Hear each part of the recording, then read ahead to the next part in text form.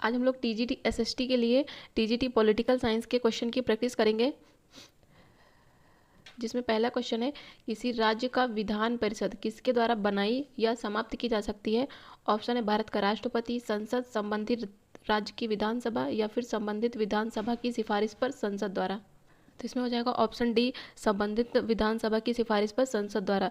तो राज्य विधानमंडल, जिसे उच्च सदन या फिर विधान परिषद भी बोला जाता है, ये एक ऐसा सदन है जिसे समाप्त या समापन किया जा सकता है। और विधान परिषद की व्यवस्था आर्टिकल 169 में है। प्रेजेंट टाइम में भारत के कुल 6 राज्यों में कौन कौन से यूपी, बिहार, महाराष्ट्र, आंध्र प्रदेश, तेलंगाना और कर्नाटका में द्विसदनीय विधानमंडल की व्यवस्था है। पहले केंद्र शासित प्रदेश जम्मू कश्मीर में विधान परिषद थी, लेकिन अभी जम्मू कश्मीर में विधान परिषद समाप्त कर दी गई है। साथ ही बात करें तो राजस्थान, असम और उड़ीसा में विधान परिषद के गठन का प्रस्ताव प्रस्तावित है।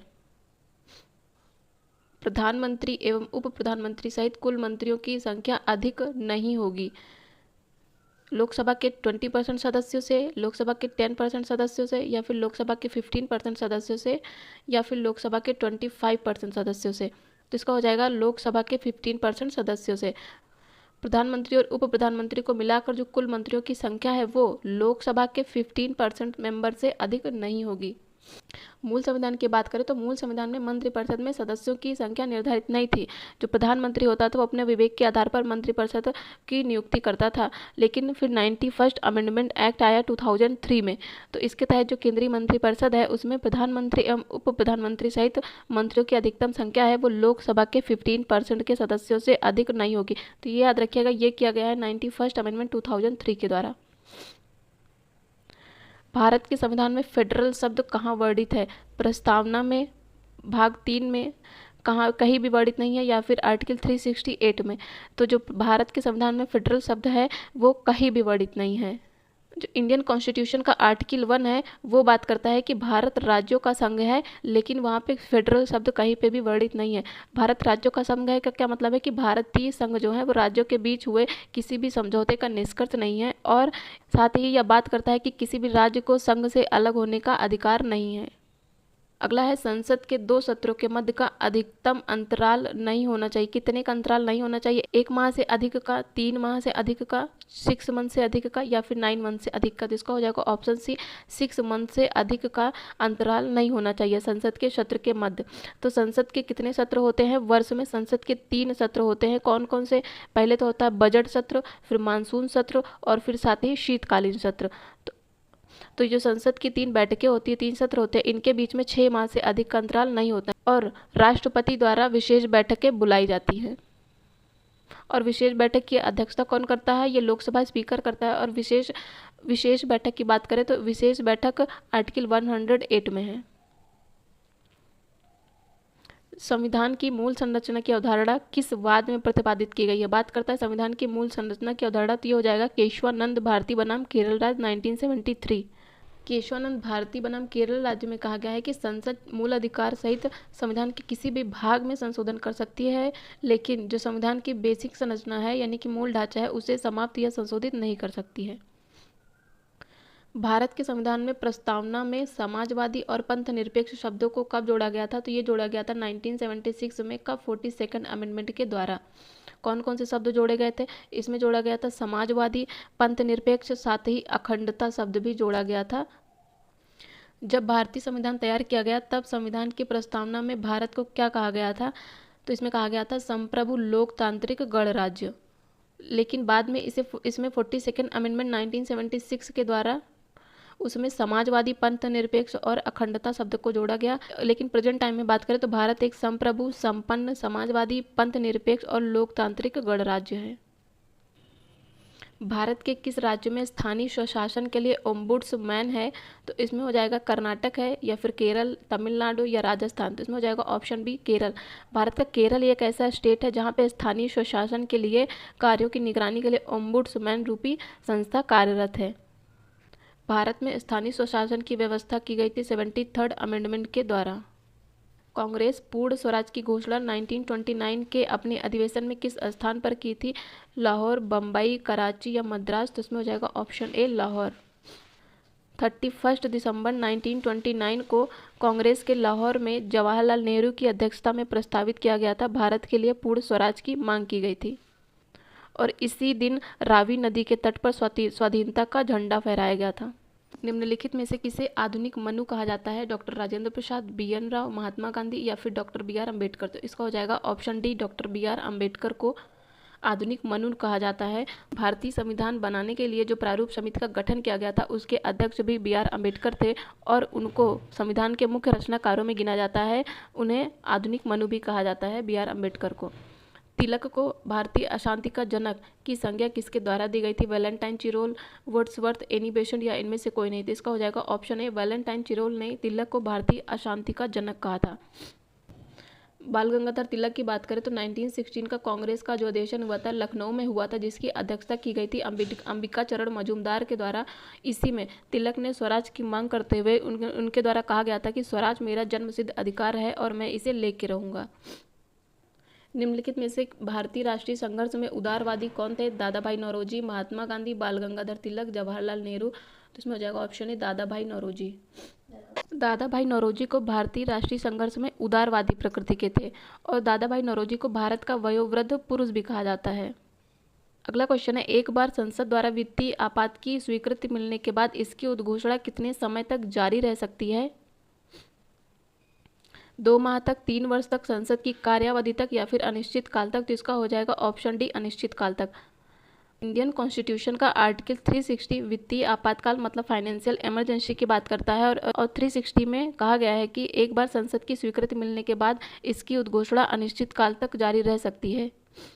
लेकिन भारत में लेकिन भारत की बात करें तो भारत में अभी तक कभी भी फाइनेंशियल इमरजेंसी नहीं लगाई गई है। लाल बाल पाल कहलाने वाली स्वतंत्रता सेनानियों की तिकड़ी किन के बारे में बताती है? मतलब लाल बाल पाल कौन थे? लाला लाजपत राय, बाल गंगाधर तिलक और विपिन चंद्र पाल। यही है, ऑप्शन ए करेक्ट है। और इन्हें मूलतः गरम दली नेता के रूप में जाना जाता था।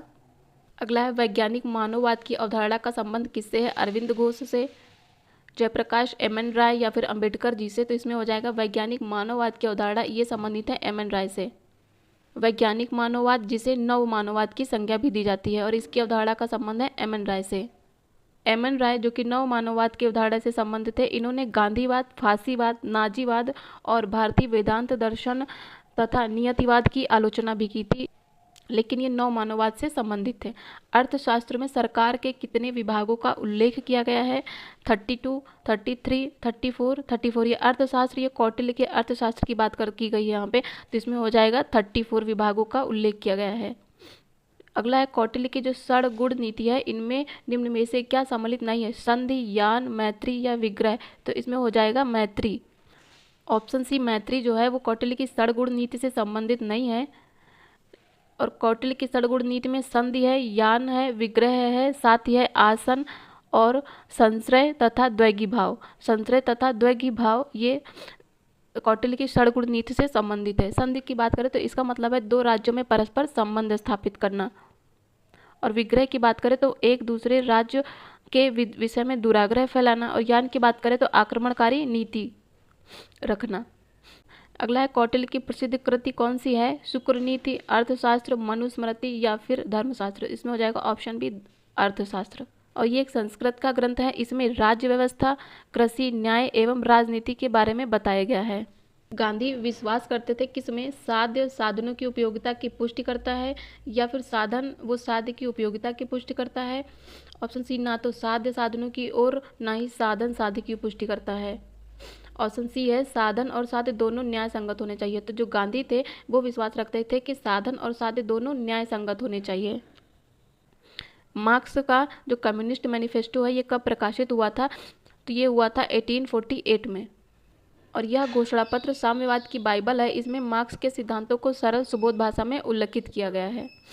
मार्क्स के अनुसार सर्वहारा की तानाशाही व्यक्त करता है एक अल्पकालीन राज्य को, एक आदर्श राज्य को, एक उदारवादी राज्य को या फिर एक निरंकुश राज्य को। तो इसमें हो जाएगा ऑप्शन ए, एक अल्पकालीन राज्य को।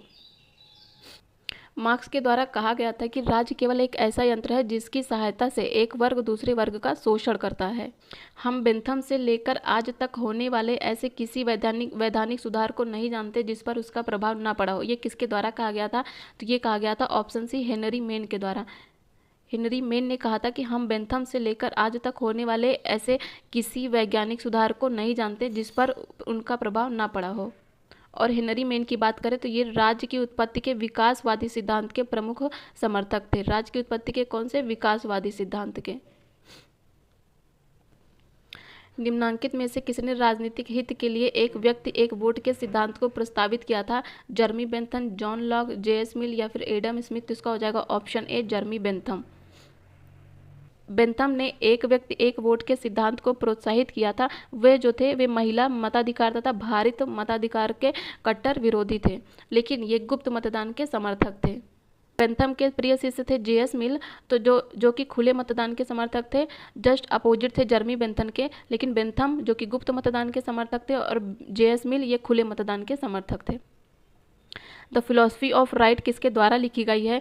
अरस्तु, प्लेटो, हेगल या फिर green? The philosophy of right लिखी गई है जर्मन के प्रसिद्ध दार्शनिक हेगल के द्वारा। इसका प्रकाशन कब हुआ था? 1820 में हुआ था। इसी में हेगल ने अपने राजनीतिक सिद्धांतों का व्यवस्थित रूप में निरूपण भी किया है और इसी में हेगल जो थे उन्होंने स्वतंत्रता की अवधारणा पर विस्तृत रूप से चर्चा भी की है। साथ ही हेगल की प्रथम पुस्तक की बात की जाए तो ये 1807 में प्रकाशित हुई थी, फिनोमिनोलॉजी ऑफ स्पिरिट, तथा science of logic, encyclopedia of the philosophical science और फिलोसफी ऑफ हिस्ट्री उनकी अन्य प्रमुख पुस्तकें हैं। तो कौन कौन सी? पहले तो हो गई फिलोसफी ऑफ राइट, दूसरा हो गया फिलोसफी ऑफ हिस्ट्री और science of logic, encyclopedia of the philosophical science. जो इनकी पहली पुस्तक थी वो थी फिनोमिनोलॉजी ऑफ स्पिरिट। अगला है, किस विचारक ने महिला मताधिकार का प्रबल समर्थन किया था? अरस्तु, लेनिन, जेरेमी बेंथम तथा जे.एस. मिल? तो इसका हो जाएगा ऑप्शन डी, जे.एस. मिल ने महिला मताधिकार का समर्थन किया था। लेकिन जो जेरेमी बेंथम है ये महिला मताधिकार का कट्टर विरोधी था और जे.एस. मिल ये महिला मताधिकार के समर्थक थे। राज्य पृथ्वी पर ईश्वर की यात्रा है। राज्य पृथ्वी पर ईश्वर की यात्रा है, यह किसके द्वारा किया गया था? एडमंड बर्क, हीगल, कांट या फिर बेंथम? तो इसमें हो जाएगा ऑप्शन बी, हीगल के द्वारा। हीगल ने कहा था कि राज्य पृथ्वी पर ईश्वर की यात्रा है। जो हीगल था ये राज्य के दैवी यानी कि प्राकृतिक सिद्धांत का समर्थक था और ये कहता था कि राज्य आत्मा के उच्चतम विकास का प्रतीक है। हीगल का मानना था कि राज्य ईश्वरीय है जो कि कोई गलती नहीं कर सकता। अगला है, निम्न में से कौन एक सामाजिक अनुबंध विचारक नहीं है? Immanuel Kant, Thomas Hobbes, John Locke, John Rawls? इसमें हो जाएगा ऑप्शन ए, इमैनुअल कांट। एक जर्मनी के प्रसिद्ध दार्शनिक थे तथा यह प्रबुद्धवादी आंदोलन के प्रमुख विचारक भी थे। इन्हें आधुनिक आदर्शवाद का जनक कहा जाता है। इमैनुअल कांट को आधुनिक आदर्शवाद का जनक भी कहा जाता है। और इनकी बुक की बात करें तो इनकी बुक 1795 में प्रकाशित की गई थी, परपेचुअल पीस। इसी में इन्होंने स्वतंत्र राज्यों के एक संघ के निर्माण का समर्थन भी किया है। अगला है, कौटिल्य के लिए रूप दर्शक की अवधारणा का अर्थ क्या है? तो इसमें हो जाएगा सिक्कों का निरीक्षक। जो सिक्कों का निरीक्षक है वो कौटिल्य के लिए रूप दर्शक की अवधारणा है। द ट्रीटाइजेज ऑन सिविल गवर्नमेंट की रचना जॉन लॉक द्वारा की गई थी। पहले ट्रीटाइज मतलब कि निबंध का प्रतिपाद्य विषय क्या है? ऑप्शन है प्राकृतिक अवस्था का वर्णन, सामाजिक संविदा का वर्णन, टॉमस हॉब्स की आलोचना या फिर रॉबर्ट फिल्मर की आलोचना? जिसमें हो जाएगा ऑप्शन डी, रॉबर्ट फिल्मर की आलोचना। रॉबर्ट फिल्मर की आलोचना करते हुए लॉक ने कहा है कि यह दासता का नहीं बल्कि स्वतंत्रता का पत्र है। जो लॉक का मूल समझौता था वो समाज को केवल परिमित शक्तियां ही प्रदान करता था। सामान्य इच्छा की अवधारणा क्या है? ये एक गुणात्मक अवधारणा है। रूसो की बात करें तो रूसो के अनुसार जो समान इच्छा के आदेश व्यक्ति पर ऊपर से लादे नहीं जाते हैं, वे उसकी अपनी अंतरात्मा के आदेश हैं। लॉक की जो प्राकृतिक अवस्था थी वो कैसी थी? समाजवादी, पूर्व सामाजिक, पूर्व राजनीतिक या फिर ऐतिहासिक? तो इसका हो जाएगा ऑप्शन सी, पूर्व राजनीतिक। लॉक की प्राकृतिक अवस्था कैसी है? पूर्व राजनीतिक अवस्था है। अगला क्वेश्चन है, लॉक के समझौता सिद्धांत में पहला समझौता संपन्न होता है ये लोगों में आपस में। जॉन लॉक की बात करें तो ये अपने सामाजिक संविदा सिद्धांत में दो समझौतों की बात करते हैं। जो पहला समझौता होता है वो लोगों में आपस में होता है, लेकिन दूसरे समझौते की बात करें तो ये जनता एवं संप्रभु के मध्य होता है। तो ये दूसरा समझौता है और लोगों में आपस में ये पहला समझौता है। किसने कहा कि व्यक्ति का जीवन एकाकी, क्षुद्र, घिनौना, पशुवत और अल्प है? तो इसका हो जाएगा ऑप्शन बी, हॉब्स के द्वारा कहा गया था। हॉब्स की बात करें तो हॉब्स ने कहा था कि व्यक्ति का जीवन एकाकी, क्षुद्र, घिनौना, पशुवत और अल्प है। हॉब की कृति की बात करें तो हॉब की कृति है लिवियाथन, जो कि हॉब की अमर कृति है, लिवियाथन। अगला है प्राकृतिक अवस्था वाले मनुष्य को आदर्श बर्बर की संज्ञा किसने दी थी? Thomas Hobbes, John Locke, Rousseau या फिर इनमें से कोई नहीं। तो इसका हो जाएगा ऑप्शन सी, रूसो के द्वारा। प्राकृतिक अवस्था वाले जो मनुष्य है उसको आदर्श बर्बर की संज्ञा दी थी रूसो ने। किसने कहा कि राज्य केवल समुदायों का समुदाय नहीं, यह एक सर्वोच्च समुदाय है?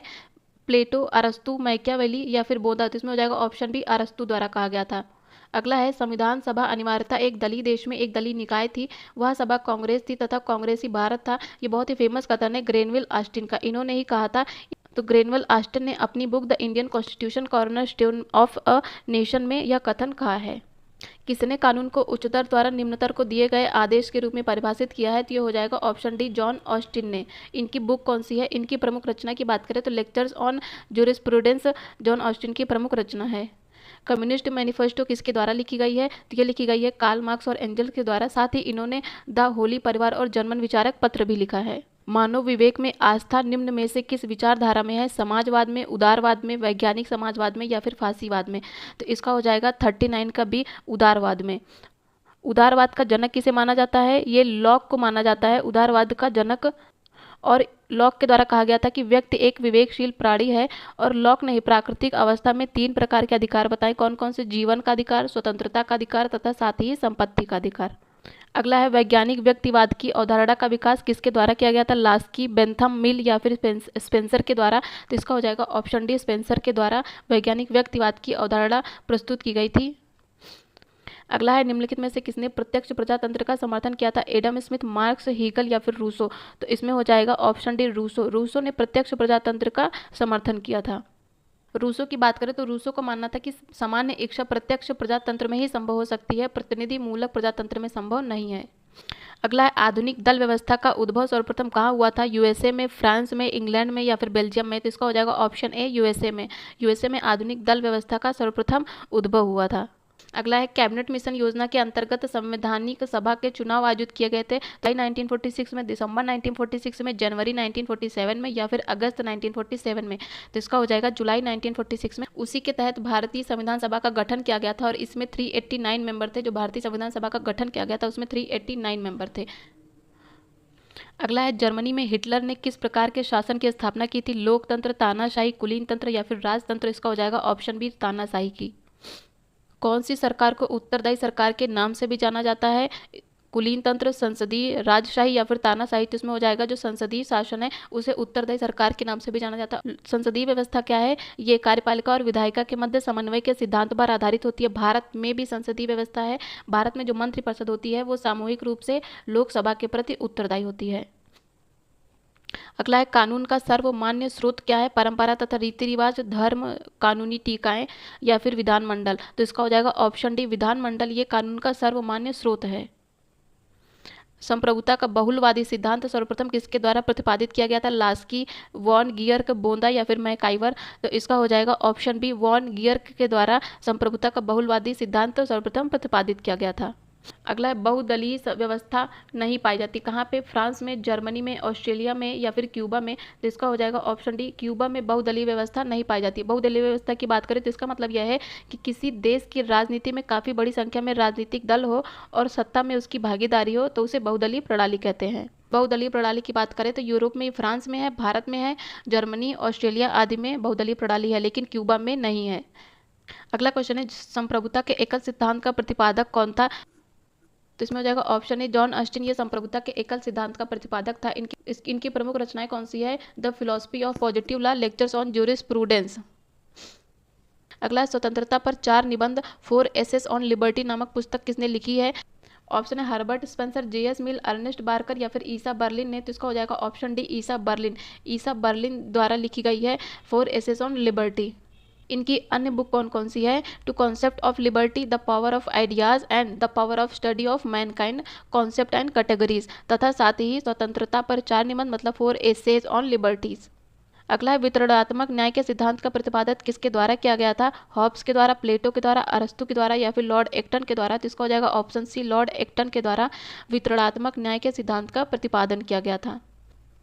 और अरस्तु के न्याय में 2 रूप मिलते हैं, एक वितरणात्मक न्याय, दूसरा मिलता है सुधारात्मक न्याय। अगला क्वेश्चन है, राज्य के विकास को कालानुक्रम में लगाना है। तो प्राच्य साम्राज्य, रोमन साम्राज्य, यूनानी नगर साम्राज्य और फोर्थ है राष्ट्रीय साम्राज्य। तो इसमें पहले पे आता है प्राच्य साम्राज्य, ये ए हो जाएगा। फिर यूनानी साम्राज्य ये दूसरे पे आता है, तो 1-3। रोमन साम्राज्य थर्ड पे आता है और राष्ट्रीय साम्राज्य आता है फोर्थ पे। तो इसका हो जाएगा 1-3-2-4, 1-3-2-4। तो इसमें 1-3-2-4 मतलब option A is the right option. अगला है, प्रत्येक राज्य को उसके द्वारा प्रदत्त अधिकारों से जाना जाता है, किसका कथन है? ब्राइस द्वारा कहा गया, बार्कर, लास्की या फिर गार्नर। तो इसमें हो जाएगा ऑप्शन सी लास्की।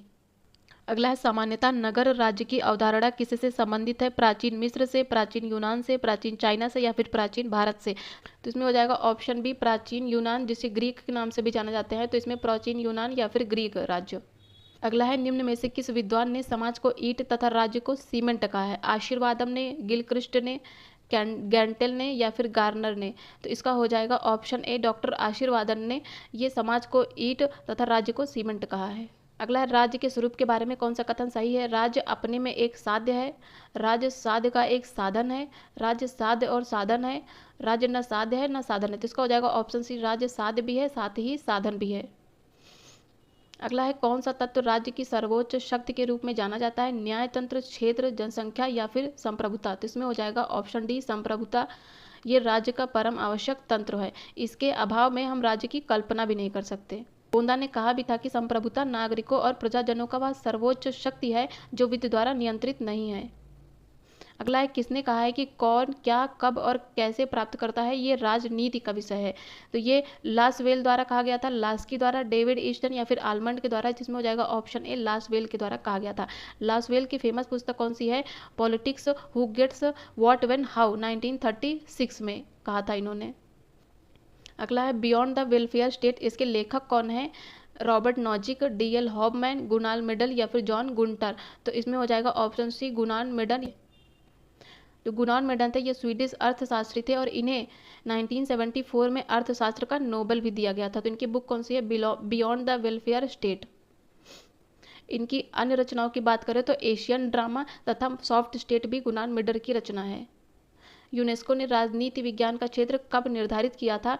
1948 में, 1949 में, 1950 में या फिर 1951 में। तो इसका हो जाएगा ऑप्शन ए 1948 में। अगला क्वेश्चन है, राजनीति विज्ञान सामाजिक विज्ञान का वह अंग है जो राज्य के आधारभूत तत्वों तथा शासन के सिद्धांतों का विवेचन करता है। ये परिभाषा किसके द्वारा दी गई थी? तो ये परिभाषा दी गई थी ऑप्शन डी पॉल जेनेट के द्वारा दी गई थी। इसमें ये क्वेश्चन रिपीट हो गया सेम।